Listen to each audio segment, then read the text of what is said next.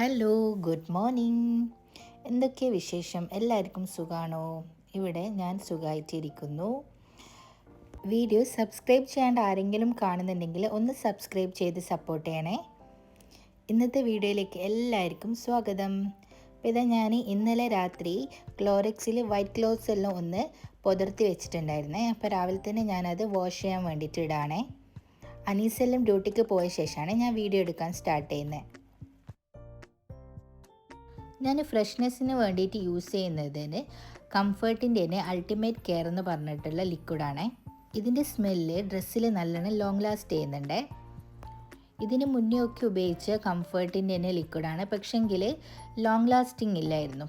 Just നമ്മൾ wash ചെയ്ത് കഴിഞ്ഞാൽ അതിൻ്റെ സ്മെല്ല് തീരെ നിൽക്കുന്നില്ല. പിന്നെ ഇത് ഞാൻ യൂസ് ചെയ്യാൻ തുടങ്ങിയ മുതൽ നല്ലോണം ലോങ് ലാസ്റ്റ് ചെയ്യുന്നുണ്ട്.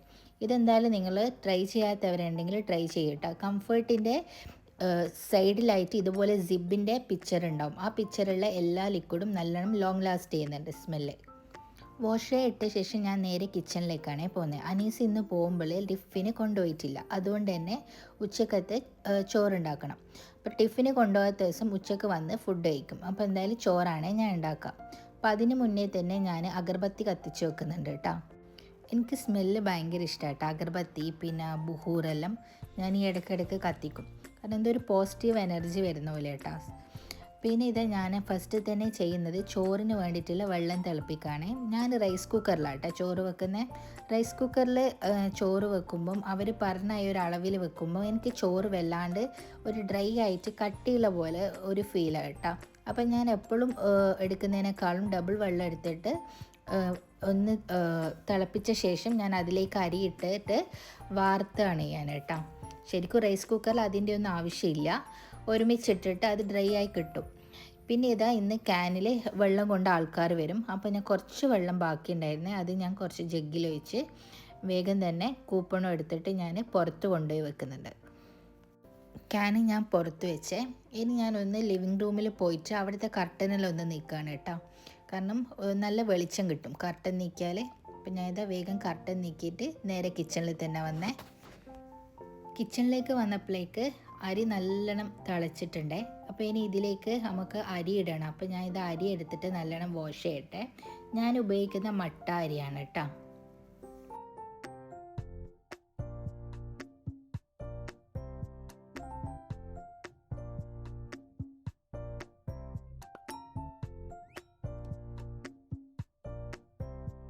ഈ ഒരു സമയത്ത് എൻ്റെ ഫോണിൽ മെസ്സേജ് ഇങ്ങനെ വന്നുകൊണ്ടിരിക്കുന്നുണ്ട്. അരി ഇട്ടിട്ട് നോക്കാമെന്ന് വിചാരിച്ച് നോക്കുമ്പോഴായിരുന്നു അനീസിൻ്റെ മെസ്സേജ് ആയിരുന്നേ. അനീസ് മെസ്സേജ് അയക്കുക ഇന്ന് ചോറിന് വരില്ല, നാഷണൽ ഡേൻ്റെ പ്രോഗ്രാമാണ് ഓഫീസിൽ, അതുകൊണ്ട് ഫുഡൊക്കെ ഇവിടെ ഉണ്ട് എന്ന് പറഞ്ഞിട്ട്. ആദ്യം ഒരു ഇടങ്ങാറായെങ്കിലും പിന്നെ ഞാൻ ചിന്തിച്ച് രാത്രി ഇനി ഒന്നും ഉണ്ടാക്കണ്ടല്ലോ ഫുഡ്, അതുകൊണ്ട് ആ ഒരു പണി കഴിഞ്ഞ്. പിന്നെ അനീസിന് വേഗം മെസ്സേജ് അയച്ച് രാത്രി ഈ ചോറന്നെ കഴിക്കാമെന്ന് പറഞ്ഞിട്ട്. പിന്നെ അനീസ് എന്തും കഴിക്കുന്നതുകൊണ്ട് പ്രശ്നമില്ല, ഓക്കെ എന്നും പറഞ്ഞു. അപ്പോഴേക്ക് ചോറ് റെഡി ആയിട്ടുണ്ടേ. പിന്നെ ഞാൻ കിച്ചണിലേക്ക് വരുന്നത് ചോറും ഇട്ട ശേഷം ഞാൻ കുറച്ച് റെസ്റ്റ് എടുത്തു കേട്ടോ. അപ്പോൾ അനീസ് എന്തായാലും ഉച്ചയ്ക്ക് വരില്ല, പിന്നെ ഇത്ര തിരക്കൊന്നുമില്ലല്ലോ ചോറുണ്ടാക്കാൻ. കുറച്ച് റെസ്റ്റ് എടുത്ത് പിന്നെ കുറച്ച് ക്ലീനിങ്ങും കഴിഞ്ഞിട്ടാണ് ഞാൻ പിന്നെ കിച്ചണിലേക്ക് കയറുന്നത്. ഞാൻ ഉണ്ടാക്കുന്ന പരിപ്പ് കറിയാണ് കേട്ടോ. പിന്നെ പരിപ്പിൽ മുരിങ്ങയും കൂടിയും ചേർത്തുന്നുണ്ട്. എനിക്ക് തേങ്ങ അരച്ച കറി ഉണ്ടാക്കിയാൽ റെഡി ആകുന്നില്ല കേട്ടോ. ഞാൻ കുറേ ട്രൈ ചെയ്ത് നോക്കി, പക്ഷേങ്കിൽ വീട്ടിൽ നിന്നെല്ലാം കിട്ടുന്ന പോലത്തെ ഒരു ടേസ്റ്റ് കിട്ടുന്നില്ല. പിന്നെ ഞാൻ ചോറുണ്ടാക്കുമ്പോൾ എപ്പോഴും ഉണ്ടാവുക പരിപ്പ് കറി ആയിരിക്കും. പരിപ്പ് കറിയിൽ എന്തെങ്കിലും പച്ചക്കറി എക്സ്ട്രാ ഇടും, അല്ലെങ്കിൽ സാമ്പാർ. തേങ്ങ അരച്ച കറി ഞാൻ ഉണ്ടാക്കലില്ല, അതായത് ഉണ്ടാക്കിയിട്ട് റെഡി ആവാത്തതുകൊണ്ടാണ്. അപ്പം ഞാൻ വേഗം പച്ചക്കറിയെല്ലാം ഒന്ന് കട്ട് ചെയ്തിട്ട് ഞാൻ ഈ മുരിങ്ങയും ഉള്ളിയും തക്കാളിയും പച്ചമുളകും വെളുത്തുള്ളിയും എല്ലാം ഒരുമിച്ചിട്ട് തന്നെ കുക്കറിൽ പരിപ്പിൻ്റെ കൂടെ ഇട്ടിട്ട് വേവിക്കാട്ടെ ഞാൻ. അതാണ് വേഗം പണിയങ്ങ് കഴിയൂലേ, എളുപ്പ പണിയാക്കുന്നതാണ്. അപ്പോൾ ഇതാ ഞാൻ കട്ട് ചെയ്തുകൊണ്ടിരിക്കുന്നതാണ്. ഞാനിതാ പച്ചമുളകിനെ ഇങ്ങനെ തപ്പുന്ന. പച്ചമുളക് കുറേ വാങ്ങിയിട്ടുണ്ടായിരുന്നേ, അപ്പോൾ കുറേയൊക്കെ ഫ്രിഡ്ജിൽ വെച്ചിട്ട് ചീത്തയായിപ്പോയിന്. അപ്പോൾ അതിൽ നല്ല നോക്കിയിട്ട് എടുക്കുകയാണ്.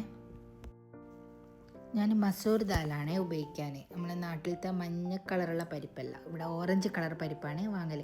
അപ്പോൾ ഇതാ അത് കഴുകി നല്ലോണം അതിലെല്ലാ വെജിറ്റബിൾസും ഇട്ടിട്ട് കുറച്ച് വെള്ളം ഉപ്പും ഇട്ട്, പിന്നെ അതിൻ്റെ അടുക്കാണ് മഞ്ഞളാണെങ്കിൽ നോക്കുമ്പോൾ തീർന്നിട്ടുണ്ടായിരുന്നേ. അപ്പോൾ മഞ്ഞൾ വേഗം റീഫിൽ ചെയ്യണേ ബോട്ടിൽ. ബാക്കിയുള്ള കവറിലുള്ള മഞ്ഞൾ കറിയിലിട്ടിട്ട് വിസിൽ ചെയ്യാൻ വേണ്ടിയിട്ട് വെക്കാണ് കേട്ടോ.